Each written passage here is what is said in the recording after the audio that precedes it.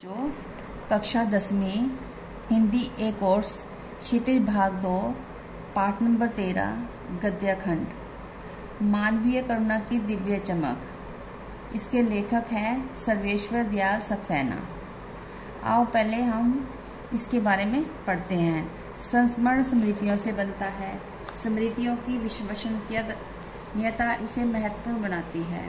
Father कामिल Bulcke पर लिखा सर्वेश्वर का यह संस्मरण एक कसौटी पर खड़ा उतरता है। अपने को भारतीय कहने वाले फादर बुल्के जन्मे तो बेल्जियम के रैम्सचैपल शहर में, जो गिरजों, पादरियों, धर्मगुरुओं और संतों की भूमि कही जाती है, परंतु उन्होंने अपनी कर्म भूमि बनाया भारत को। फादर बुल्के एक सन्यासी थे, परंतु पारंपरिक अर्थ में नहीं। सर्वेश्वर का फादर बुल्के से अतरंग संबंध था। उसकी झलक हमें इस संस्मरण में मिलती है।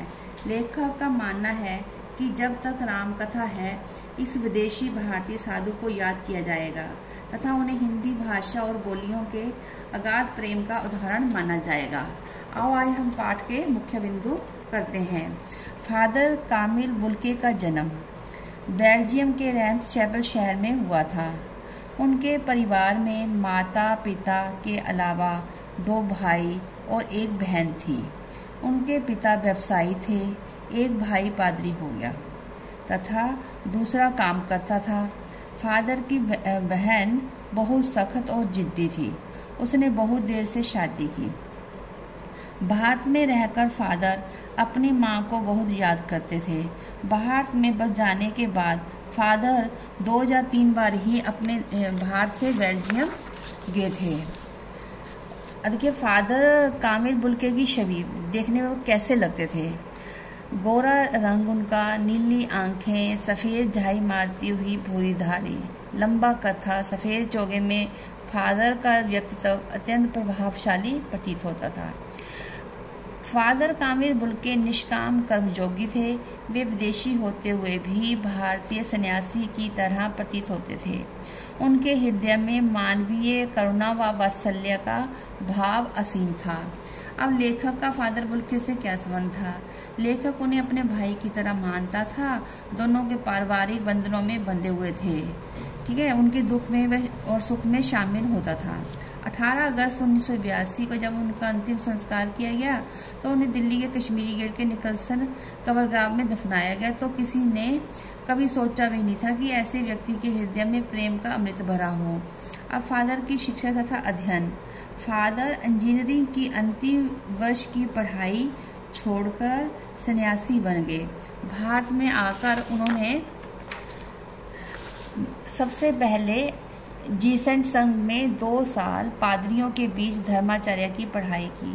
9-10 वर्ष दार्जिलिंग में पढ़ते रहे। कोलकाता से BA किया और इलाहाबाद से MA किया। प्रयाग विश्वविद्यालय में हिंदी विभाग में रहकर 1950 में रामकथा उत्पत्ति और विकास पर शोध प्रबंध पूरा किया। फिर मातृलिंग के प्रसिद्ध नाटक ब्लू वर्ड का हिंदी रूपांतर किया, नीलपंछी के नाम से किया उन्होंने। बाद में ये सेंट जेवियर्स कॉलेज रांची में हिंदी तथा संस्कृत के विभाग अध्यक्ष हो गए।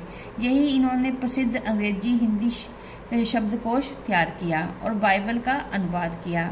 अब देखिए फादर बुल्के की अंतिम यात्रा कैसी थी। फादर बीमार थे, दिल्ली में थे, लेखकों को पता भी नहीं चला। लेकिन अंतिम बार लेखक ने उन्हें देखा तो वे बाहें खोलकर गले नहीं लगा सकते थे। उनकी बाहें दोनों हाथों की सूजी उंगलियों को उलझाए ताबूत में जिस्म पर पड़ी थी। उनके चेहरे से बरसने वाली शांति स्थिर हो गई थी। 18 अगस्त 1982 की सुबह 10 बजे एक छोटी सी नीली गाड़ी से उतारा गया। कुछ पादरी, रघुवंश जी का बेटा और उनके रिश्तेदार राजेश्वर सिंह उसे उतार रहे थे। फिर उसे उठाकर एक लंबी संकरी उदास पेड़ों की घनी छाया वाली सड़क से कब्रगाह के आखिरी किनारे तक ले जाया गया। यहाँ धरती की गोद में सुलाने के लिए कब्र हैरान हो मुंह खोले लेटी थी। ऊपर करील की घनी छाँव थी। कब्र के चारों ओर जनेंद्र कुमार, विजेंद्र, स्नातक अजीत कुमार, डॉक्टर निर्मला जैन, मसीही समुदाय के लोग, पादरीगण, साधुओं द्वारा धारण किए जाने वाले गेरुए वस्त्र पहनने इलाहाबाद के प्रसिद्ध विज्ञान शिक्षक डॉक्टर सत्याप्रकाश और डॉक्टर रघुवंश आए थे। रांची के फादर पास्कल तोयना के द्वारा मसीही विधि से उनका अंतिम संस्कार हुआ। अब देखिए फादर की मीठी स्मृतियाँ। फादर कामिल बुल के हमारे बीच से चले गए। यह सब अधिक छायादार फल फूल गंध से भरे और सबसे अलग, सबसे होकर, सबसे ऊंचाई पर मानवीय करुणा की दिव्य चमक में लहलाते खड़े थे। उनकी स्मृति उन सबके मन में जो उनके निकट थे किसी यज्ञ के पवित्र आग की आंच की तरह आजीवन बनी रहेगी। लेखक भी उस पवित्र ज्योति की याद में श्रद्धानत है। अब बच्चों सब शब्द अर्थ देखिए। जहरवाद क्या है? एक प्रकार का जहरीला फोड़ा है जिसे गैंग्रीन भी कहते हैं। रगो मैंने नसों, देहरी में को दहलीज। साक्षी होता है साक्षात या सबूत। संकल्प होता है दृढ़ निश्चय। परिमल एक पत्रिका का नाम है। निर्लिप्त मैंने आसक्ति रहित। अकाट्य मैंने जिसे काटा नहीं जा सके। अपेक्षा मैंने तिरस्कार। सद्भावना मैंने तसल्ली। विरल मैंने बहुत कम मिलने वाले। आस्था विश्वास। अतुल मैंने अधीर। अब देखिए वे कार्यपत्रक में क्या क्या प्रश्न है। मानवीय करुणा की दिव्य चमक पाठ लिखने में लेखक का क्या उद्देश्य रहा होगा। दूसरा क्वेश्चन है मानवीय करुणा की दिव्य चमक पाठ में हमें क्या संदेश मिलता है।